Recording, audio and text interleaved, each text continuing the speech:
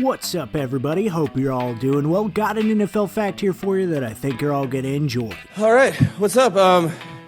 Not really an opening statement guy, but I will open with this statement. Hey, the conference is called, and the Patriots and Seahawks want to run it back as the champions, of which have now been crowned, as the Lamar Hunt Trophy was presented to, yet again, the New England Patriots, and the George Halas Trophy being earned by the Seattle Seahawks. And with that, history was made and potential legacies have been forged. So let's confer on how these champs have reached their respective pinnacles on Sunday. We'll begin with the AFC in bright and sunny Denver, Colorado, who was hosting their first conference championship since the 2015 season, before the seasonal 10-year winter storm hit. The Broncos in the last one defeating the vaunted New England Patriots. And in this one, as prophecy would have it, the Patriots came to town again, this time around with an all-new cast of characters on both sides of the football. And much like the dawn before the darkest, or the calm before the storm, the Broncos, with their backup quarterback, Jarrett "Stiddy" Stidham, jumped ahead early with a huge deep shot of a pass to Marvin Mims Jr., their postseason X-Factor, and then finishing it off with a pass to the second longest tenure Bronco, Courtland Sutton. And all was bright and looking up, as Stiddy was looking pretty good for someone who hadn't played a real snap in over 700 days. And then the storm set in, as these troopers from New England, camouflaged by the snow in their white uniforms, like a scene right out of Star Wars on the planet Hoth, the Empire returned to form. And for the rest of the game, nothing else went the Broncos' way, as the Rebels on their home turf in Denver fought hard but had no match. The momentum shifting on a controversial backwards pass call, imagine that, and 10 unanswered points later, it was all she wrote, as the blizzard took away all ability to function offensively for both teams, as Bo Nix sat over and watched on. But as the Patriots already had the lead, it was essentially game over, as in the third lowest scoring conference championship game of all time, New England won with the second fewest points ever needed to win the penultimate game, tied with the 1991 Buffalo Bills, who also beat the Broncos to win theirs, and second to only the Los Angeles Rams in 1979, who beat the Tampa Bay Buccaneers 9-0. I've been around football all my life. That's the best damn effort I've seen any team's whole career ever give. The Patriots coming into this game tied with the home of the Super Bowl's San Francisco 49ers for the most playoff wins, and now with their 40th postseason victory have the most playoff wins out of any franchise on the planet all time to date. And with their 12th conference championship win, they advance their already record amount of Super Bowl appearances to now 4 above the next closest teams. One of those teams being the Broncos, who they just beat, and another one being, again, the 49ers, among a few others. And in doing so, Drake Maye did something, yet again, Tom Brady never did, as he got his and the team's first ever win on the road in Denver in a playoff game ever. The Patriots before this game going 0-3 in Denver in the postseason all time, but not this past Sunday, moving their record to now 1-3. Guess that shut me the up, right? But one thing neither did or will ever do, beat Jake Plummer. 3-0, baby, and the only quarterback to have multiple wins against Brady without a loss. Sorry, had to throw something positive in there for all you Broncos fans out there, because I know it's gotta hurt. Maye now becoming the youngest QB to start in a Super Bowl since good old Dan Marino, the other DM QB, against the San Francisco 49ers at the end of the the 1984 NFL season. And speaking of those 49ers, Drake Maye, in similar fashion to Tom Brady, who famously attended the Dwight Clark Joe Montana catch game against the Dallas Cowboys in the 1981 playoffs, if you can believe this, attended Super Bowl 50 as a Panthers fan watching his favorite team lose, and now avenging them to get back to the very same spot he watched them lose by defeating the very same team who won that game over the Panthers, the Denver Broncos, even drawing up his own play, going rogue on this one, and calling his own number to get the 7 yards needed to essentially seal the deal on this game. The Broncos, in this one, suffering from a case of the what ifs. What if Bo Nix didn't go down a week ago? In a one-score game, could he have clutched it out in the end like he had all season long? Would it have even been a one-score game if he played? What if they had J.K. Dobbins back? Could they have not needed to rely on Stidham as much? What if that pass would have been called a forward pass after Stidham appeared to throw it forward but was impeded by the defender, causing the ball to actually go backward in what is now going to be the modern day version of the tuck rule, argued back and forth for the rest of time? What if Maye was called short on 4th down instead of getting the under the pile conversion, which resulted in what would become the game-winning field goal rather than momentum stopped and one more Broncos possession? What if the Denver Broncos receivers didn't have a season-long case of Butterfinger fluenza? What if Will Lutz's kick wasn't blocked? Or he didn't miss the one from earlier in the game? And the biggest what if of them all, what if they had just opted for the points early on instead of going for it on 4th down? How would that have changed their mindset in the late game, potentially being tied when the snowstorm hit rather than down in the impossible conditions? And furthermore, what if they kept that momentum by kicking the field goal and just moving on? But hey, it was nothing short of a great run. The magic just ran out in this one. Both teams struggling offensively and on special teams, but both defenses shone bright in this one. And in the end, it was the team with the only 2 turnovers of the game that came out with the win. Points, as I'm sure you've heard before, were at a premium, and the call to get greedy failed Sean Payton this time around. Even if it's hard to fault the man known for possibly the riskiest call of them all in the biggest game of them all, which worked out in his favor. Parcells said it. You gotta have balls to win this game. All of us knowing how aggressive he is, it was bound to happen.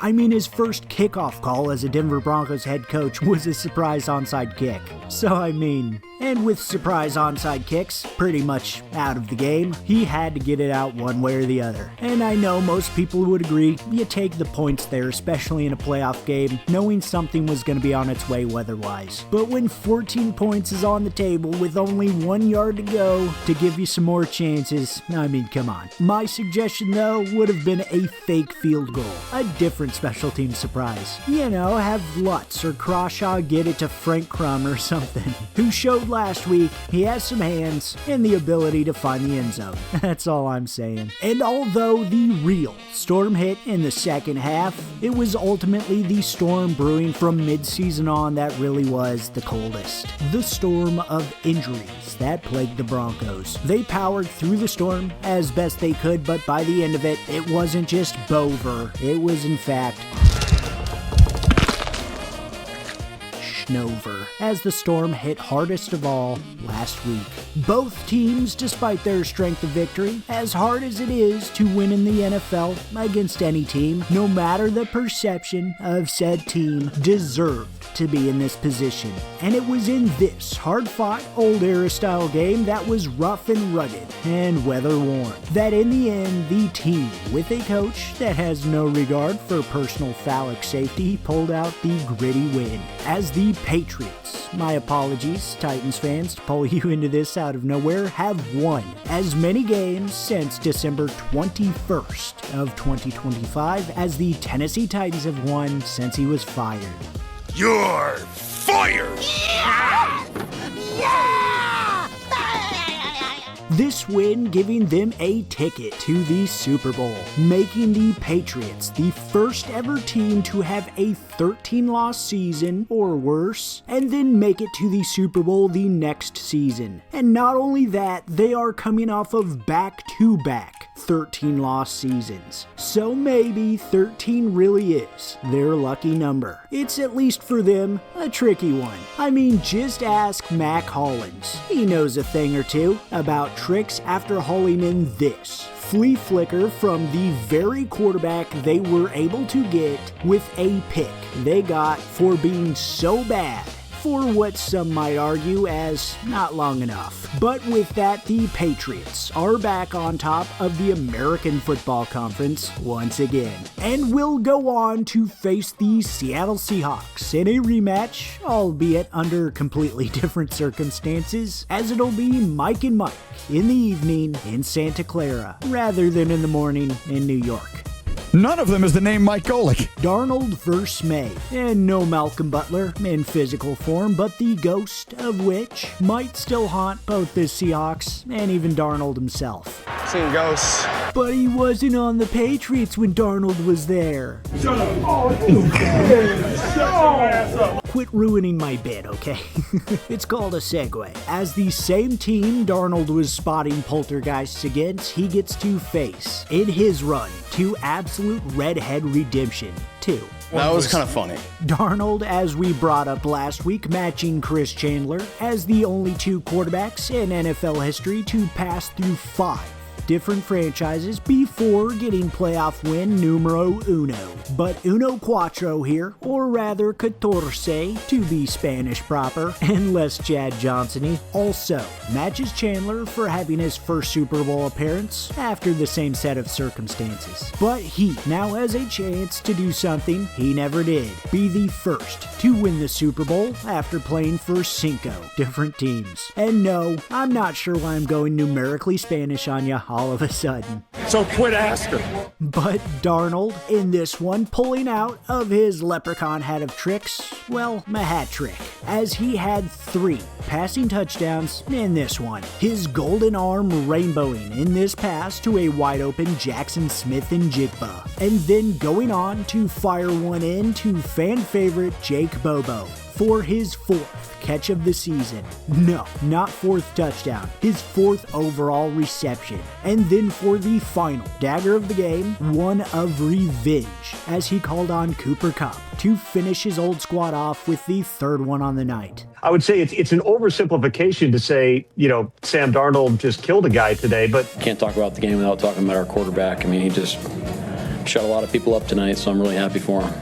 Sam Darnold just killed a guy today. That's what they said. That's what I heard. I didn't say that. The Rams literally letting the win slip through their fingers as Darnold became the first Seahawk quarterback in franchise history to pass for 3 touchdowns, go for over 300 yards through the air, and have 0 turnovers in a playoff game.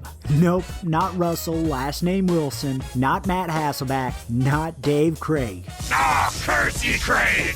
And obviously, and certainly, not Jim Zorn. I was going to say just the opposite. Darnold's the only one. So, Sammy D flopping his on the table and showing why he has a seat at said table. I mean, his grandpa wasn't named Dick Hammer for nothing. That's what they said. That's what I heard. I didn't say that. And in the Super Bowl, this former USC Trojan standout will need to protect his ribs. But that being said, the pleasure of being the first USC quarterback to ever start in a Super Bowl, and thus might be the first to ever win it, is certainly something. And how about this? Usually we talk about a player or a coach, but how about some general manager stats and facts? As Darnold was brought in by GM John Schneider, who now becomes the first GM in NFL history to reach multiple Super Bowls with the same organization, while having a new head coach and no players from the previous Super Bowl team on the current roster, which, although obscure, is very impressive.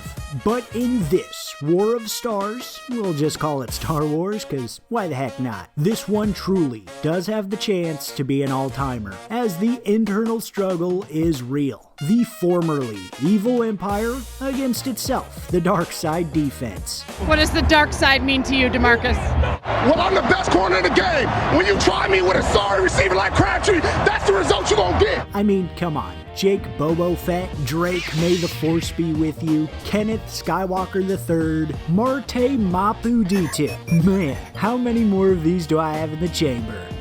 There is enough. Well, how about Tyrese Knight of the Old Republic, Joshua Vapor Farmer, Kyrus Tonga of the Bounty Hunters Guild, Coop Urkup, a planet destroyed in the Great Sith War, Obi-Wan Melifonwu Kenobi. Wait, he's not on the Patriots anymore, but Darnold knows him. And what about Gonzo? Yeah, not only is it a type of cheese in that universe, he also made a Star Wars appearance once upon a time, a long time ago, in a galaxy far, far away.